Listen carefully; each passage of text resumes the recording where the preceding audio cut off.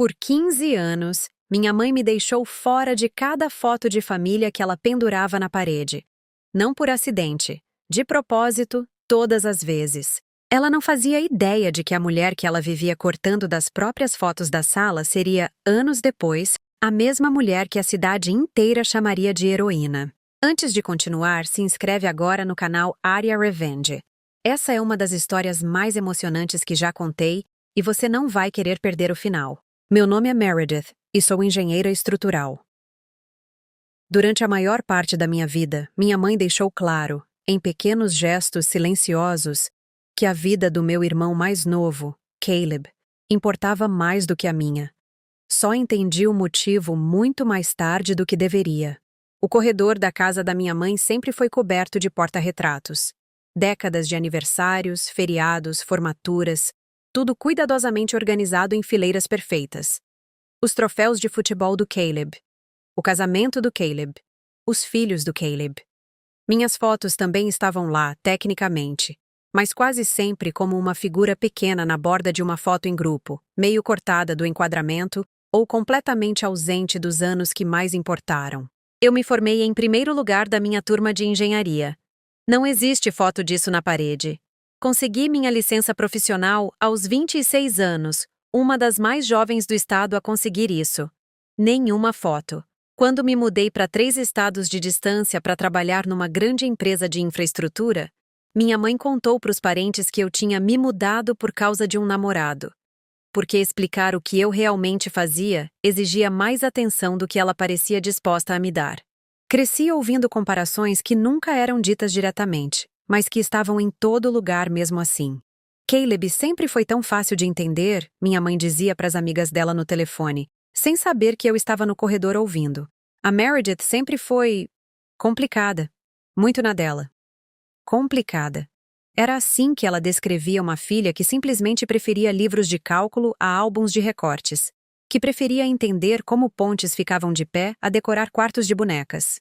Eu costumava dizer para mim mesma que fotos numa parede não são amor de verdade. Mas ao longo dos anos, a ausência começou a parecer um veredito sobre exatamente o quanto eu contava. 2 anos atrás, uma enchente destruiu a pequena cidade à beira do rio onde eu cresci. A mesma cidade onde meus pais ainda moravam.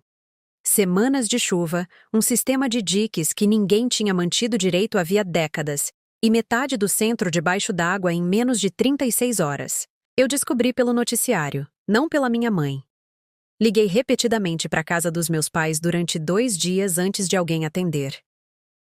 Quando minha mãe finalmente atendeu, ela parecia exausta, distraída, mais preocupada em descrever o estrago na garagem do Caleb do que em perguntar como eu estava, a 3 estados de distância, assistindo imagens da minha cidade, Natal em todos os canais. Estamos bem, ela disse. É só água. O Caleb está ajudando a limpar os escombros no centro. Ele tem sido uma rocha durante tudo isso. Não disse o que eu estava pensando, que era o fato de eu ter passado os últimos 6 anos trabalhando quase exclusivamente em projetos de mitigação de enchentes e reconstrução de diques exatamente para esse tipo de desastre. Eu tinha liderado equipes reconstruindo infraestrutura em 3 estados diferentes depois de grandes enchentes. Era, literalmente, minha carreira inteira. Não me ofereci. Ela não perguntou. Esse era o padrão. E a essa altura, eu já sabia que não devia esperar que ele mudasse sozinho. Se sua família já ignorou algo importante da sua vida sem nem perguntar, comenta. Eu entendo. Quero ver quantas de vocês já passaram por isso. 3 semanas depois da enchente, minha empresa recebeu uma solicitação formal do órgão estadual de gestão de emergências. A cidade precisava de uma avaliação estrutural completa e de um plano de reconstrução para o sistema de diques que tinha falhado.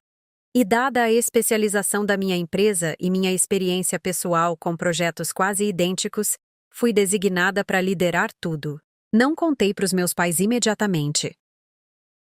Uma parte de mim queria ver se eles perceberiam sozinhos, através de canais oficiais, antes que eu tivesse que explicar tudo de novo, do jeito que eu já tinha explicado tudo sobre minha carreira durante anos. Passei os 4 meses seguintes morando quase o tempo todo num apartamento alugado a 15 minutos da casa onde cresci, trabalhando 12 horas por dia ao lado de equipes locais, rodando modelos estruturais, reunindo com os mesmos conselheiros da cidade que me viram crescer.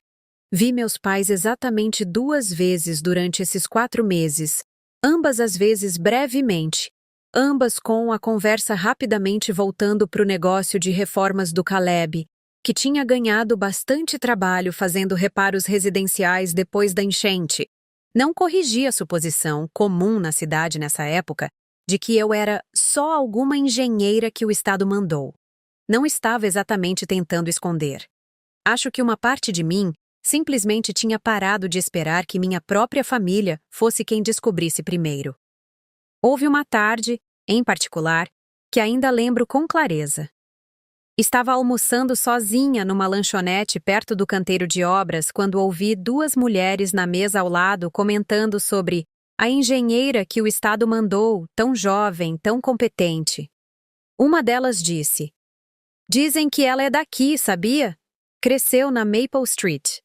A outra respondeu: "Que interessante. Queria saber quem são os pais dela. Devem ter tanto orgulho." Fiquei sentada ali, com o garfo parado no ar, ouvindo estranhas especularem sobre um orgulho que minha própria mãe nunca tinha demonstrado. O plano de reconstrução ficou pronto no início da primavera e a cidade organizou uma reunião pública para apresentá-lo, lotada no mesmo centro comunitário onde eu tinha ido às reuniões escolares décadas atrás. Meus pais foram principalmente, eu acho, porque o Caleb estava programado para falar sobre a coalizão de empreiteiros ajudando com os reparos residenciais. Fiquei na frente da sala usando um blazer em vez das roupas de trabalho que a maioria das pessoas da cidade só tinha me visto usando, apresentando 18 meses de trabalho de engenharia condensados numa explicação de 40 minutos sobre exatamente como planejávamos garantir que aquela cidade nunca mais inundasse daquele jeito. Observei o rosto da minha mãe mudar em algum momento por volta do 15º minuto, quando o prefeito me apresentou não como Meredith, uma das engenheiras, mas como a engenheira estrutural líder que projetou todo esse plano de reconstrução, uma filha da cidade que voltou para salvar o lugar que a criou. A sala aplaudiu. Minha mãe não. Ela ficou muito quieta, olhando para mim como se estivesse vendo uma estranha usando o rosto da filha dela. Depois da reunião, dezenas de pessoas com quem cresci vieram apertar minha mão, agradecer, contar histórias sobre suas casas alagadas e o quanto estavam aliviadas por ter alguém que realmente entendia a cidade liderando a reconstrução. Meu pai ficou parado de lado, quieto, observando do mesmo jeito que tinha observado os jogos de futebol do Caleb décadas atrás, exceto que dessa vez, o orgulho no rosto dele parecia estranho para ele mesmo, como se ele não soubesse o que fazer com aquilo. Minha mãe não se aproximou de mim naquela noite. Mais tarde, já em casa, revirando aquela noite na cabeça, lembrei de uma coisa que o prefeito tinha dito de passagem durante a apresentação, algo sobre como a família Carter deve estar muito orgulhosa. Vi meu pai assentir educadamente para a plateia, um gesto automático, treinado, o tipo de coisa que se faz quando não se sabe realmente o que sentir. Minha mãe nem assentiu. Ela só olhou para os próprios sapatos. Você já teve sua família finalmente enxergando suas conquistas através de estranhos, em vez de através de você? Me conta nos comentários. Eu leio cada uma. Preciso falar sobre o Caleb porque ele nunca foi meu inimigo nessa história, mesmo que às vezes fosse mais fácil pensar nele assim. Caleb sempre foi genuinamente gentil comigo. Do jeito que se é gentil com alguém que você nunca realmente parou para conhecer. Ele me mandava mensagem nos meus aniversários, sempre perguntava como eu estava quando nos víamos, mas nunca com a curiosidade profunda que ele recebia sobre a vida dele. 2 dias depois da reunião na prefeitura, ele me ligou.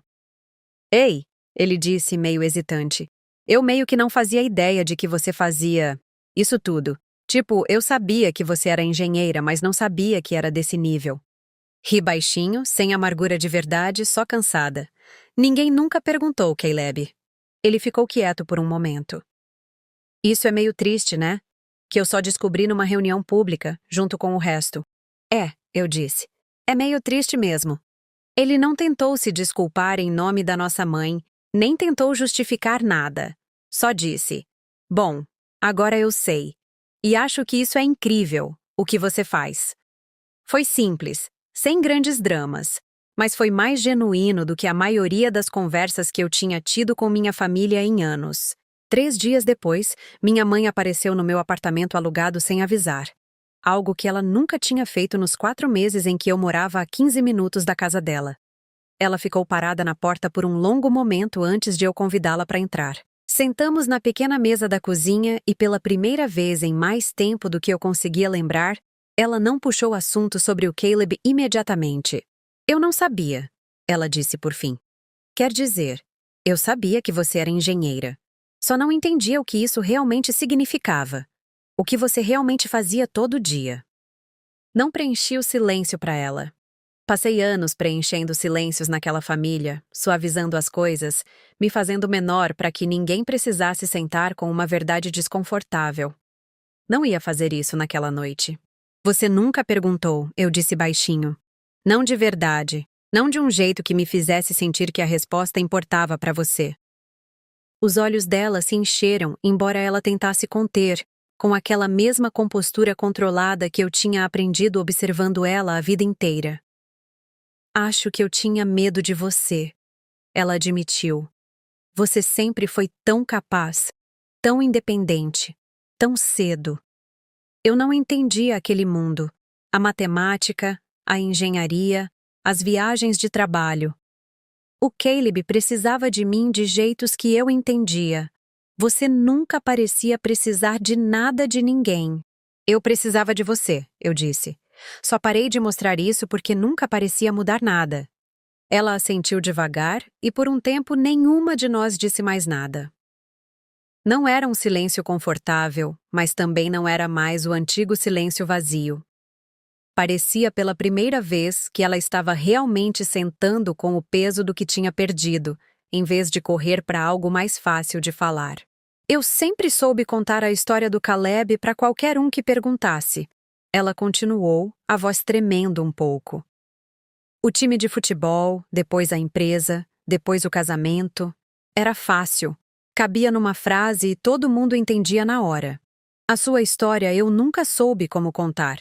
Achava que ia soar como se eu estivesse me gabando de coisas que nem entendia direito. Você podia ter só perguntado, eu disse.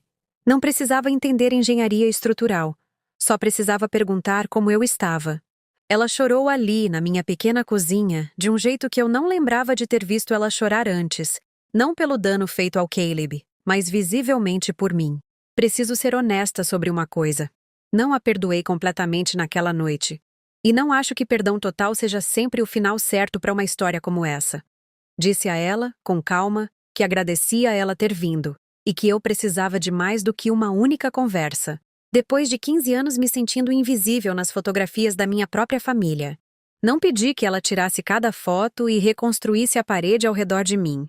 Não pedi que o Caleb abrisse espaço de algum jeito simbólico. Simplesmente disse a ela o que eu precisava daqui para frente. Ser perguntada sobre minha vida do mesmo jeito que ela perguntava sobre a dele, ser incluída do jeito que ele sempre tinha sido, não porque eu finalmente tinha feito algo impressionante o suficiente para merecer, mas porque eu sempre mereci isso independente do que eu tivesse construído ou não. Ela disse que ia tentar. Eu disse que ia perceber se ela não tentasse. Ela ficou mais um pouco depois disso, e conversamos sobre coisas pequenas, quase normais. O clima, um restaurante novo na cidade, os planos de reconstrução do centro. Não era uma reconciliação completa. Era só o começo de algo que talvez, com o tempo, pudesse virar uma. Alguns meses depois, aconteceu meu aniversário. Historicamente, meus aniversários sempre foram pequenos, quase esquecidos, uma ligação rápida, às vezes um cartão que chegava atrasado. Esse ano foi diferente. Minha mãe ligou de manhã, antes mesmo de eu acordar direito. Feliz aniversário, ela disse. Eu queria perguntar, me conta sobre o que você está trabalhando agora. Um projeto novo? Fiquei sentada na cama por um segundo, meio sem acreditar. Contei a ela sobre o novo projeto, uma ponte que minha equipe estava reforçando em outro estado. E ela realmente ouviu, fez perguntas de verdade, algumas delas até inteligentes, sinal de que ela tinha pesquisado um pouco sozinha antes de ligar. À noite, recebi uma foto no celular. Era da parede de fotos no corredor da casa dela. Havia um novo porta-retrato pendurado. Uma foto minha na reunião da prefeitura, de pé no pódio, a sala inteira visível atrás de mim. Embaixo, ela tinha escrito uma legenda simples: Minha filha, a engenheira que salvou nossa cidade. Não chorei imediatamente. Fiquei só olhando para a foto por um longo tempo, sentindo algo que eu não conseguia nomear direito. Não alívio completo, não perdão completo, mas algo próximo de reconhecimento sendo finalmente, genuinamente, dado. Faz pouco mais de um ano desde aquela reunião na prefeitura. O projeto de reconstrução terminou antes do prazo no outono passado, e o sistema de diques já resistiu a 2 tempestades significativas que teriam inundado o centro sob a infraestrutura antiga. Minha mãe liga mais agora, e mais das ligações são realmente sobre mim. Perguntando sobre meu próximo projeto, fazendo perguntas de verdade em vez das perguntas educadas e distraídas que ela costumava oferecer antes de rapidamente voltar para o Caleb. Tem uma foto nova na parede do corredor agora. Uma que meu pai tirou na reunião da prefeitura sem eu perceber, eu de pé no pódio no meio de uma frase, a sala inteira visível atrás de mim. Não é perfeito. Padrões antigos não desaparecem completamente só porque uma reunião finalmente faz alguém enxergar com clareza.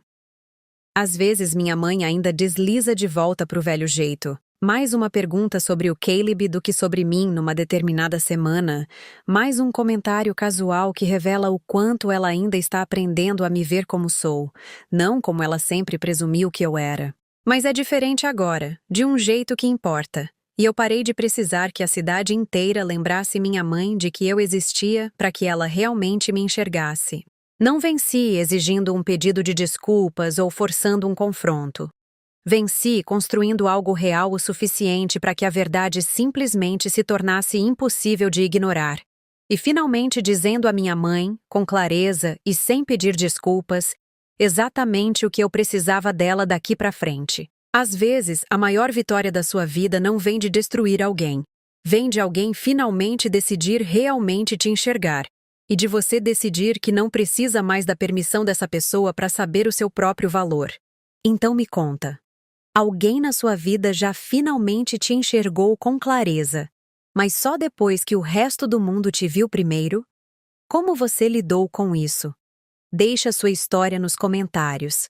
Eu leio cada uma, e semana que vem, talvez eu conte a sua. Se essa história tocou em algo real aí dentro, clica em inscrever-se, porque toda semana eu trago uma história nova. Histórias reais sobre ser ignorada, ser subestimada, e os momentos silenciosos em que tudo finalmente muda. Te vejo no próximo vídeo!